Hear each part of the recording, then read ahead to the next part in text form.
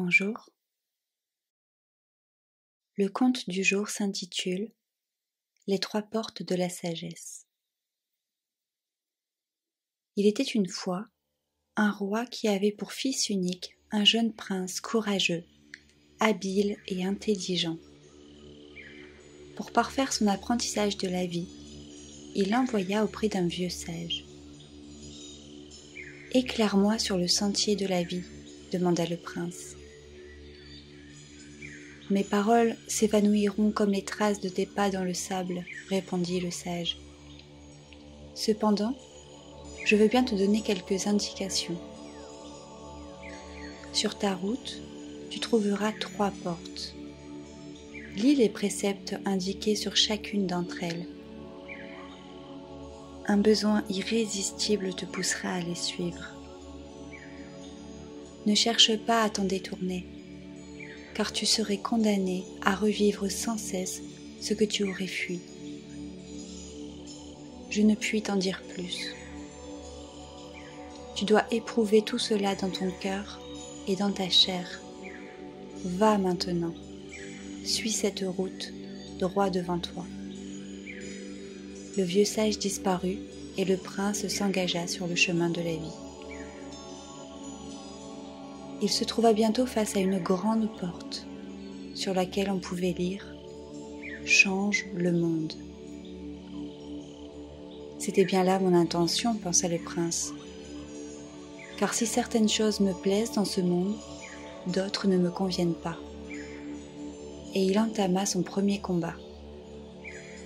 Son idéal, sa fougue et sa vigueur le poussèrent à se confronter au monde, à entreprendre, à conquérir, à modeler la réalité selon son désir. Il y trouva le plaisir et l'ivresse du conquérant, mais pas l'apaisement du cœur. Il réussit à changer certaines choses, mais beaucoup d'autres lui résistèrent. Bien des années passèrent.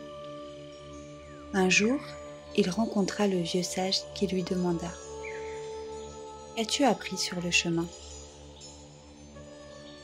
J'ai appris, répondit le prince, à discerner ce qui est en mon pouvoir et ce qui m'échappe, ce qui dépend de moi et ce qui n'en dépend pas. » « C'est bien, dit le vieil homme. Utilise tes forces pour agir sur ce qui est en ton pouvoir. Oublie ce qui échappe à ton emprise. » Et il disparut. Peu après, le prince se trouva face à une seconde porte.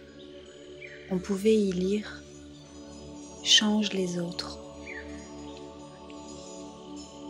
C'était bien là mon intention, pensa-t-il.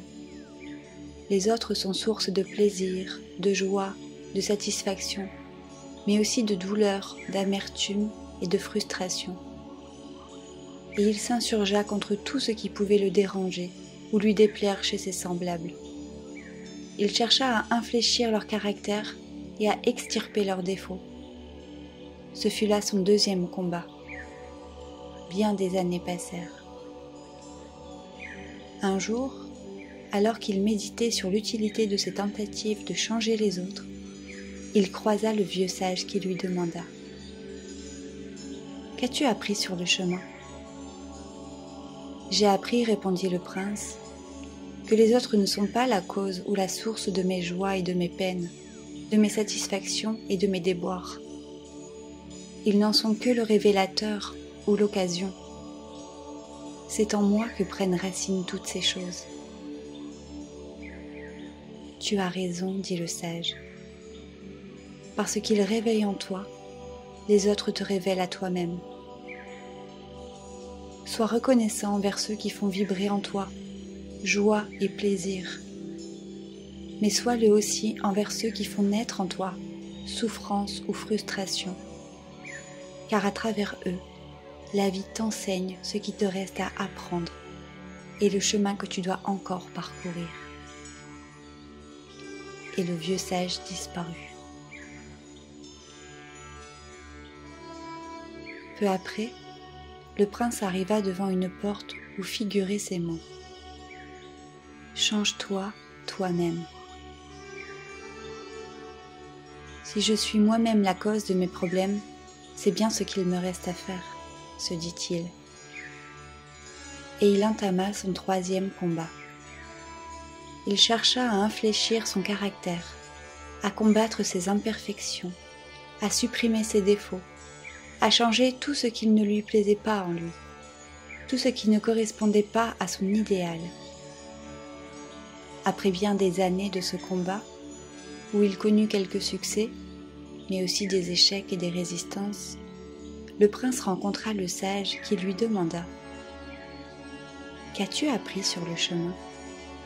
« J'ai appris, répondit le prince, qu'il y a en nous des choses qu'on peut améliorer, d'autres qui nous résistent et qu'on n'arrive pas à briser. » « C'est bien, dit le sage. »« Oui, dit le prince, mais je commence à être las de me battre contre tout, contre tous, contre moi-même.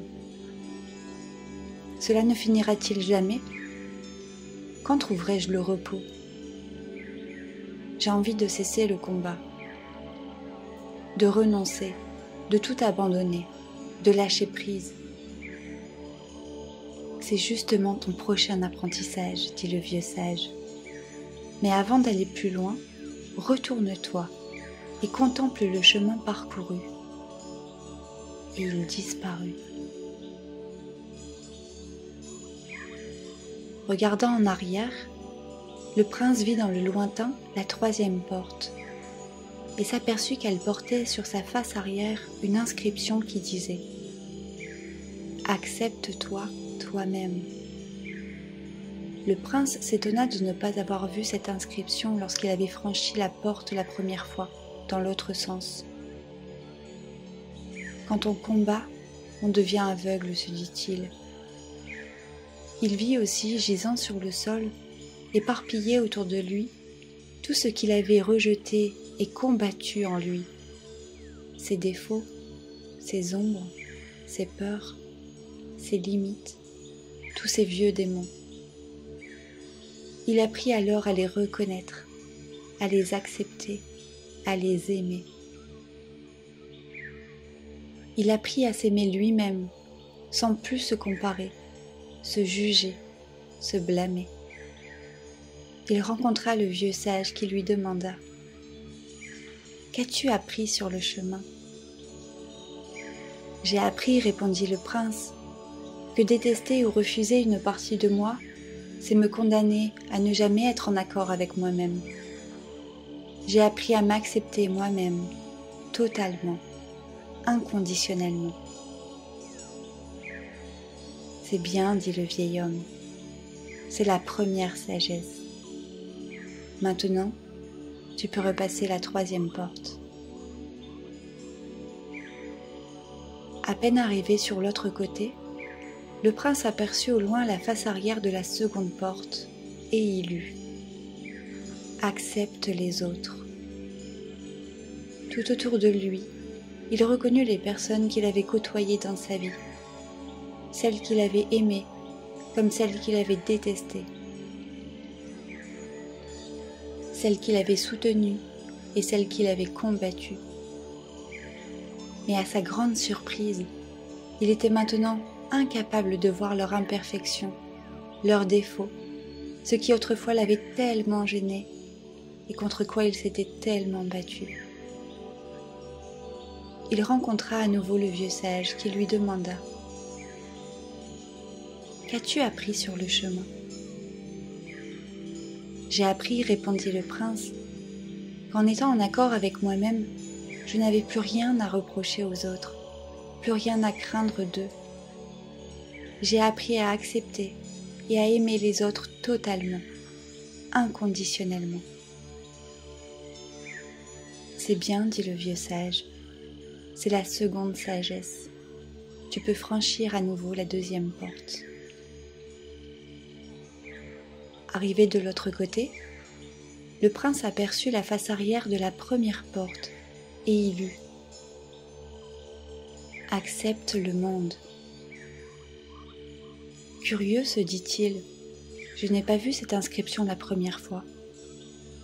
Il regarda autour de lui et reconnut ce monde qu'il avait cherché à conquérir, à transformer, à changer.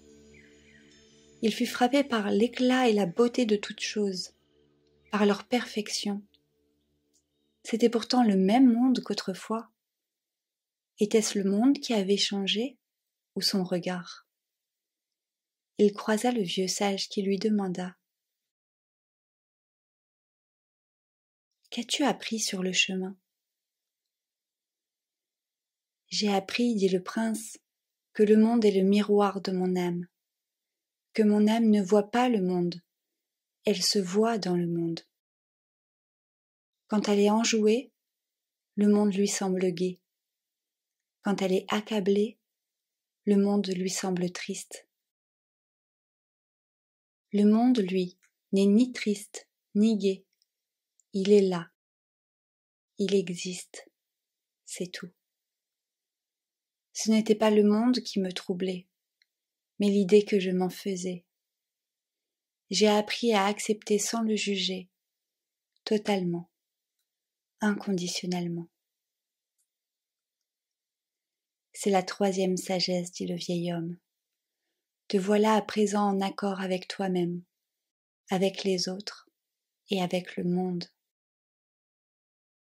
Un profond sentiment de paix, de sérénité et de plénitude envahit le prince. Le silence l'habita.